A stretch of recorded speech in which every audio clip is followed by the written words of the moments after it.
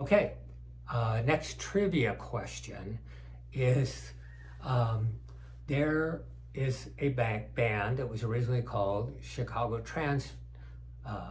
Transit Authority. They later shortened their name to Chicago. And they were a band doing pretty well. And they had a couple albums, and their bass player, who pretty much just played bass, maybe a little bit of backup singing, had not written a song on any of the albums.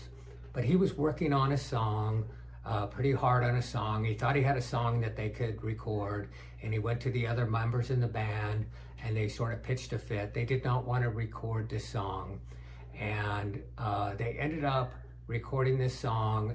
They finally agreed, well, you know, what's it gonna hurt? We have one bad song on the album.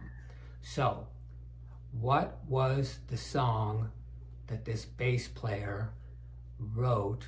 What was his name? What was the reaction to this song? Bass player from Chicago turned songwriter, lead singer. Pause. Okay, so the bass player is Peter Cetera. I couldn't give you that because at this point we know Peter Cetera is the most famous person probably of Chicago and the best singer and the best songwriter. But when he first approached the band, they let him put on the song they knew were going to be lackluster and not get any recognition. This name of the song he wrote and sang was called If You Leave Me Now. It turns out that this song went #1 in the world, okay? They've never had one before or since #1 in the world. Their biggest song they've ever had.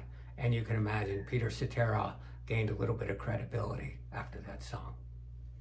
Okay, here is a trivia question from Rock Trivia, bigbandtheory.net.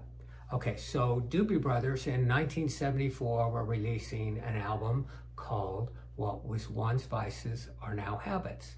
And back then you would also release not only a 33 1/3 vinyl, we called them albums back then, but you'd release 45s. They were smaller records that played at a higher speed, and you'd have an A side and a B side. And the A side was what you knew was the hit. The B side was you picked one of the worst songs because you didn't want to be selling 2 hits at the same time. So on the A side, they put Another Park, Another Sunday. Great song. I love that song. I had that album. I listened to it all the time. So what song did they stick on the B side, and that song actually became more popular than the A side? This rarely happened. This is a question that doesn't come up very often because usually a bad song is a bad song, not a great song.